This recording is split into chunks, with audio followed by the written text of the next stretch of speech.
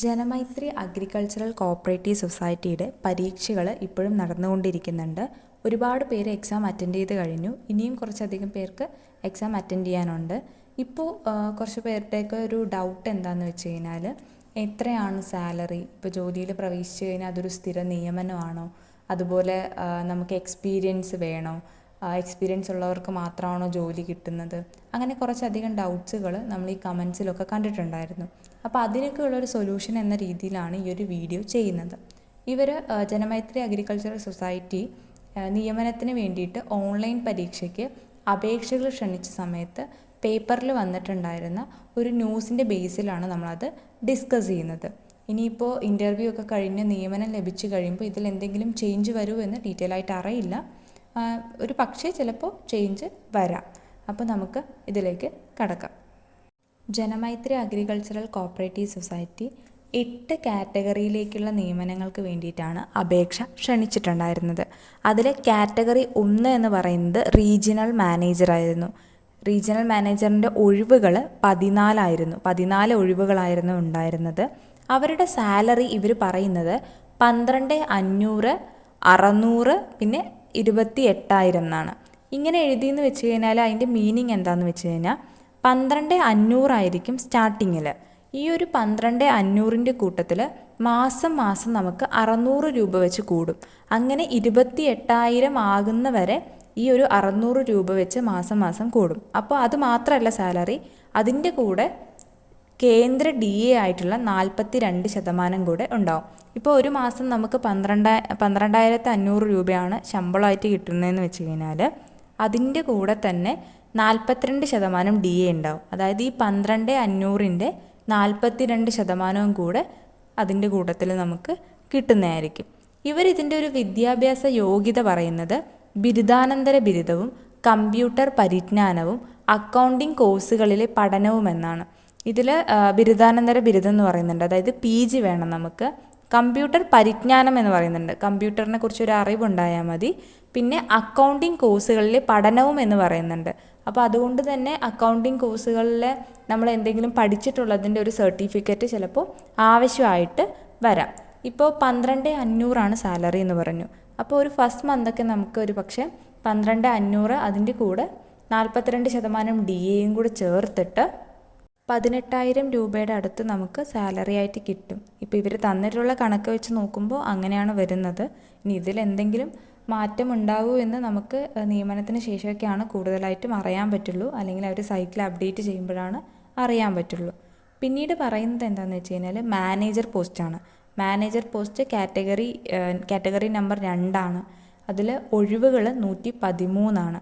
അതിൻ്റെ സാലറി വന്നിട്ട് 11,500 -8 ഒരു 500 പിന്നെ ഒരു -8 26,000 എന്നാണ് കൊടുത്തിട്ടുള്ളത്.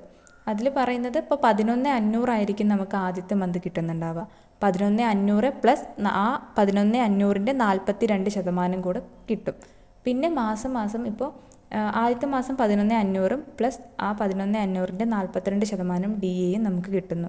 പിന്നീട് അടുത്ത മാസം 11,500ൻ്റെ കൂടെ 500 കൂടെ കൂടും. അങ്ങനെ 12,000 ആവും. അതിൻ്റെ അതേ പ്ലസ് 42%, 12,000ൻ്റെ 42%. അങ്ങനെ നമ്മുടെ സാലറി 26,000 ആകുന്ന വരെ ഈ എല്ലാ മാസവും 500 വെച്ച് കൂടും. അതിൻ്റെ ഈ 500 വെച്ച് കൂടുന്നതിനനുസരിച്ച് ആ ഒരു സാലറിയുടെ 42% DAയും നമുക്ക് കിട്ടുന്നുണ്ടാവും. അങ്ങനെയാണ് ഇപ്പോൾ ഈ ഒരു 11,500 -500 -26,000 എന്ന് എഴുതിയിട്ടുള്ളതിൻ്റെ മീനിങ് വരുന്നത് അങ്ങനെയാണ്. പിന്നീട് പറയുന്നത് ഇതിൻ്റെ ഒരു പ്രായം 25-നും 45 വയസ്സിനിടയ്ക്കാണ്. വിദ്യാഭ്യാസ യോഗ്യതയായിട്ട് പറയുന്നത് ബിരുദവും കമ്പ്യൂട്ടർ പരിജ്ഞാനവും അക്കൗണ്ടിംഗ് കോഴ്സുകളുടെ പഠനവും എന്നാണ്. അതായത് നമുക്ക് ഡിഗ്രി വേണം, കമ്പ്യൂട്ടർ അറിഞ്ഞിരിക്കണം, അക്കൗണ്ടിംഗ് കോഴ്സുകളിൽ പഠനം വേണമെന്ന് പറഞ്ഞിട്ടുണ്ട്. അപ്പോൾ നമുക്ക് ഇൻ്റർവ്യൂ സമയത്ത് അക്കൗണ്ടിങ്ങിൻ്റെ ഏതെങ്കിലും കോഴ്സുകൾ പഠിച്ചതിൻ്റെ സർട്ടിഫിക്കറ്റ് കാണിക്കേണ്ടി വരും. പിന്നെ എക്സ്പീരിയൻസിൻ്റെ കാര്യമൊന്നും ഇപ്പോൾ റീജിയണൽ മാനേജറിൻ്റെ പോസ്റ്റിലാണെങ്കിലും പറഞ്ഞിട്ടില്ല, മാനേജറിൻ്റെ പോസ്റ്റിലാണെങ്കിലും അവർ പറയുന്നില്ല. പിന്നീട് അടുത്ത പോസ്റ്റ് എന്ന് പറയുന്നത് അസിസ്റ്റൻറ്റ് മാനേജറാണ്. അത് ഒഴിവുകൾ 113 വരുന്നത്. സാലറി 9,500 -400 -22,700 DA ഉണ്ട് 42%. ഇപ്പോൾ ഇതും നേരത്തെ നമ്മൾ പറഞ്ഞതുപോലെ ഫസ്റ്റ് മന്ത് 9,500 ആയിരിക്കും. അതേ പ്ലസ് ആ 9500ൻ്റെ 42% ഉണ്ടാവും. പിന്നെ അടുത്ത മാസം ഒരു 400 രൂപ കൂടും. അങ്ങനെ 22,700 ആകുന്നവരെ ഈ ഒരു 400 രൂപ വെച്ച് കൂടും. പിന്നെ അതിൻ്റെ കൂട്ടത്തിൽ തന്നെ ശമ്പളത്തിൻ്റെ 42% DAയും നമുക്ക് കിട്ടുന്നുണ്ടാകും. ഇതിൻ്റെ വിദ്യാഭ്യാസ യോഗ്യതയും അവർ പറയുന്നത് ബിരുദം, അതായത് ഡിഗ്രി വേണം, കമ്പ്യൂട്ടർ അറിഞ്ഞിരിക്കണം, അക്കൗണ്ടിങ് കോഴ്സുകളുടെ പഠനം ഒന്ന് എടുത്ത് പറയുന്നുണ്ട്. അടുത്തത് വരുന്നത് ജില്ലാതല കോർഡിനേറ്ററാണ്. 14 ഒഴിവുകളാണുള്ളത്. ശമ്പളം 11,500-500-26,000. DA ഉണ്ട് 42%. അപ്പോൾ ഇതിലും നമുക്ക് ഫസ്റ്റ് മന്ത് വന്നിട്ട് 11,500 അതിൻ്റെ കൂടെ 42%, ഈ 11,500ൻ്റെ 42% ആയിരിക്കും കിട്ടുന്നുണ്ടാവുക. പിന്നീട് മാസം മാസം ഈ ഒരു 11,500ൻ്റെ കൂടെ 500 വെച്ച് ആഡ് ആവും 26,000 ആകുന്നവരെ. അങ്ങനെ അതിൻ്റെ കൂടെ തന്നെ ഈ 42% DAയും കൂടെ ഉണ്ടാവും. ഇതിൻ്റെ വിദ്യാഭ്യാസ യോഗ്യത എന്ന് പറയുന്നത് ഡിഗ്രിയാണ്. കമ്പ്യൂട്ടർ പരിജ്ഞാനം എന്ന് പറയുന്നുണ്ട്. അക്കൗണ്ടിങ് കോഴ്സുകളിലെ പഠനം എന്ന് പറയുന്നുണ്ട്. അതിൻ്റെ ഒപ്പം തന്നെ അവർ പറയുന്നൊരു കാര്യം MBAക്കാർക്ക് മുൻഗണനയുണ്ടെന്നാണ്. ഇപ്പോൾ MBA വേണം എന്ന് പറയുന്നില്ല, ഇപ്പോൾ എല്ലാവർക്കും MBA വേണം എന്ന് നിർബന്ധം പറയുന്നില്ല. പക്ഷേ MBA ഉള്ള ആളുകൾ ഉണ്ടെന്നുണ്ടെങ്കിൽ അവർക്കൊരു മുൻഗണന ഉണ്ടാവുമെന്നവർ എടുത്ത് പറയുന്നുണ്ട് ജില്ലാതല കോർഡിനേറ്ററിൻ്റെ. അപ്പോൾ നമുക്കറിയാം ഈ ഒരു റീജിയണൽ മാനേജർ, അസിസ്റ്റൻറ്റ് മാനേജർ, അതുപോലെ ജില്ലാതല കോർഡിനേറ്ററൊക്കെ സെഷൻ 1 വരുന്നതാണ്.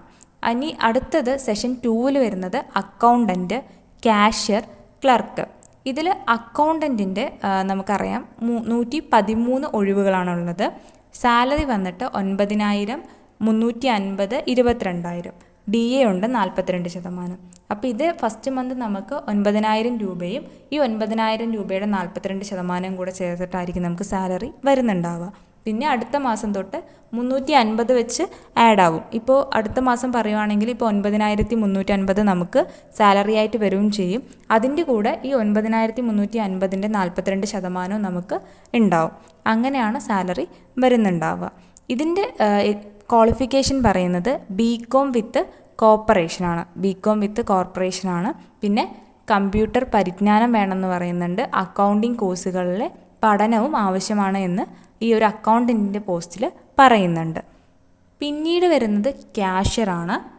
ആകെ ഒഴിവുകൾ വരുന്നത് 113 113 ഒഴിവുകളാണ് കാഷ്യർ കാറ്റഗറിയിൽ വരുന്നത്. അവരുടെ സാലറി 8,500, 300, 21, 100. അതായത് 8,500 ആയിരിക്കും ആദ്യത്തെ മാസം. അതും അതിൻ്റെ 42% DA ആയിട്ടും കിട്ടും. പിന്നീട് മാസം 300 രൂപ വെച്ച് 21, 100 ആകുന്നവരെ 300 രൂപ വെച്ച് കൂടിക്കൊണ്ടേ ഇരിക്കും. അതേപോലെ ആ സാലറിയുടെ 42% നമുക്ക് കിട്ടുന്നുണ്ടാവും. പിന്നീട് അതിൻ്റെ ഒരു എഡ്യൂക്കേഷണൽ ക്വാളിഫിക്കേഷൻ പറയുന്നത് +2 വേണം, അതുപോലെ തന്നെ കമ്പ്യൂട്ടർ പരിജ്ഞാനം വേണം, അക്കൗണ്ടിങ് കോഴ്സുകളിലെ പഠനവും ആവശ്യമാണ്. +2 അതുപോലെ കമ്പ്യൂട്ടർ അറിഞ്ഞിരിക്കണം, അക്കൗണ്ടിങ് കോഴ്സുകളിലെ പഠനവും എന്ന് പറയുന്നുണ്ട്. പിന്നീട് ക്ലർക്ക് കാറ്റഗറിയാണ്. ഒരുപാട് പേര് ചോദിച്ചിട്ടുണ്ടായിരുന്നത് ഈ ഒരു ക്ലർക്ക് കാറ്റഗറിയുടെ സാലറി എത്രയാണെന്നൊക്കെ ആയിരുന്നു. നമുക്കറിയാം 350 ഒഴിവുകളാണ് ക്ലർക്ക് കാറ്റഗറിക്ക് വരുന്നത്. അവരുടെ ശമ്പളം 7,100-250, പിന്നെ 15,350. ഇതിൽ നമുക്ക് ആദ്യത്തെ മാസം 7,100 പിന്നെ ആ 7,100ൻ്റെ 42% ആയിരിക്കും. അടുത്ത മാസം തൊട്ട് 250 വെച്ച് ഓരോ മാസവും ഇങ്ങനെ കൂടുന്നുണ്ടാവും. പിന്നെ അതിൻ്റെ 42% DAയും ഉണ്ടാവും. 15,350 ആകുന്നവരെ ഈ 250 വെച്ച് കൂടുന്നുണ്ടാവും.